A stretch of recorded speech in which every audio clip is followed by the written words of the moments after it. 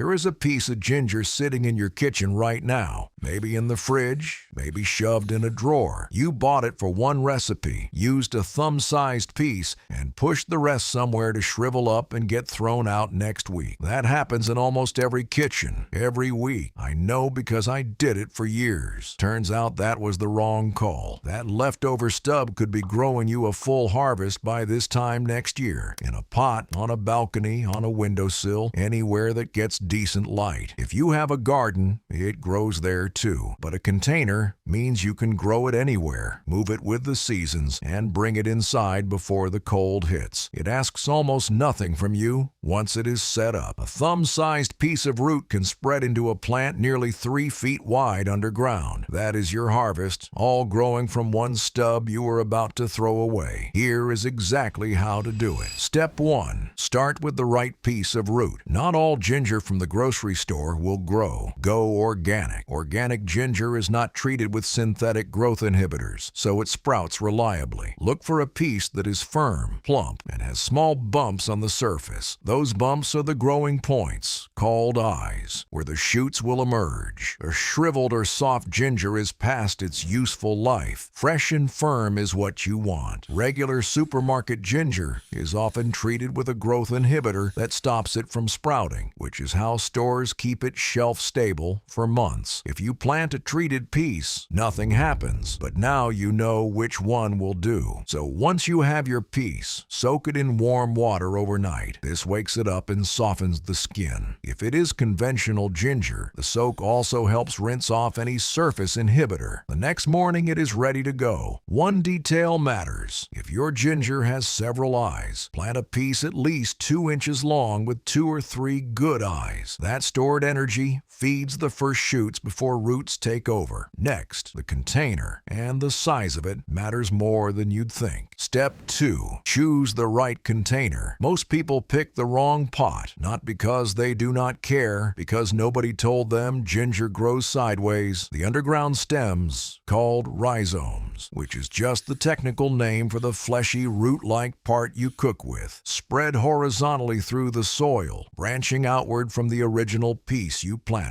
The point is, a tall, narrow pot fights against the way ginger naturally grows. A wide, shallow pot works with it. You need a pot that is at least 12 inches deep and as wide as you can manage. Width matters more than depth. Ideally, a pot 18 inches across or wider. This will give you a noticeably bigger harvest than the same depth in a narrow container. The more horizontal room the rhizomes have to expand, the more ginger you end up with. This is harvest math. The pot is not just holding the plant, it sets the ceiling on how much ginger can form before the season ends. Also make sure the pot has drainage holes. Ginger likes consistent moisture, but hates sitting in water. Soggy soil rots the rhizomes fast. Fill it with a loose, rich potting mix. Mix in compost if you have it. Ginger feeds heavily as it grows, and a nutrient-rich start means less work later. Now plant it. And there are 2 details here that most people get wrong. Step 3. Plant it correctly. There are 2 things ginger needs to get started: the right depth and the right light. Get those wrong and nothing else matters. 1 inch. That is all that stands between a ginger plant that pushes through and one that gives up halfway. Place your soaked ginger piece on top of the soil with the eyes pointing upward. Cover it with about 1 inch of potting mix. No deeper. Plant it too deep and it struggles to push through. Too shallow and the surface dries it out. 1 inch is the spot. Spring is the right time to plant. Once nighttime temperatures are staying above 55 degrees Fahrenheit and warming up. In most of North America, that is mid-spring, though in warmer climates, you can start earlier. Ginger does not want full sun. It prefers bright, indirect light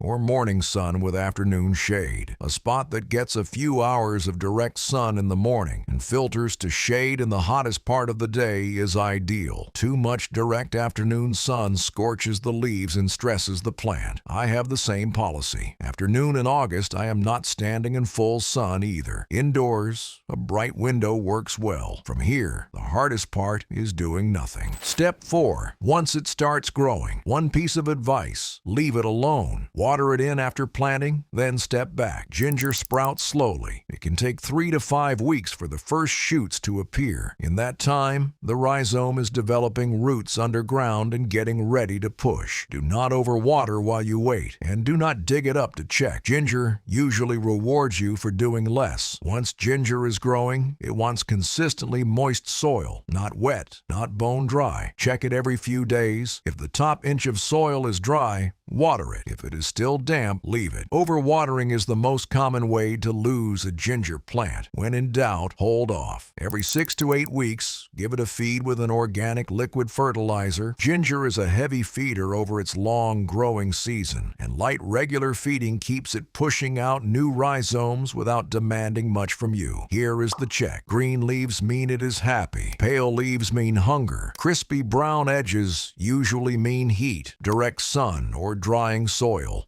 If temperatures are going to drop below 50 degrees Fahrenheit, bring the pot inside. Ginger is tropical, and cold stops it. Indoors near a bright window, it will keep growing through autumn and winter in cooler climates. This is one of the biggest advantages of container growing. You follow the weather instead of fighting it. At some point, the plant will tell you it is ready. You just need to know how to read it. Step 5. Harvest. When the leaves go yellow, 8 to 10 months in, you will know it is time. Here is what to look for. The leaves start to turn yellow and the stems begin to dry out. That is the signal that the plant is pulling its energy back down into the rhizomes underground. When you see that happening, it is harvest time. Tip the pot on its side or dig carefully through the soil with your hands. What you find will be a network of rhizomes spreading outward from your original piece. Fresh, thin-skinned, and noticeably different from anything at the grocery store. Young homegrown ginger has a thinner skin and a sharper, brighter flavor than the older, tougher ginger you usually buy. You do not have to harvest everything at once. Snap off what you need. Leave the rest in the soil, and the plant keeps producing. Or dig it all up. Keep the freshest pieces for cooking, and replant 2 or 3 of the best-looking rhizomes in a fresh potting mix. The cycle starts again with no new purchase, no new seeds, no effort beyond what you already did. 1 organic piece of root, 1 wide pot, a spot with morning light. Water when the soil dries out. Feed every 6 to 8 weeks. Bring it in before the cold. That is the entire system. 5 steps, most of which happen on their own. Ginger does not need daily attention. It does not need you to fuss over it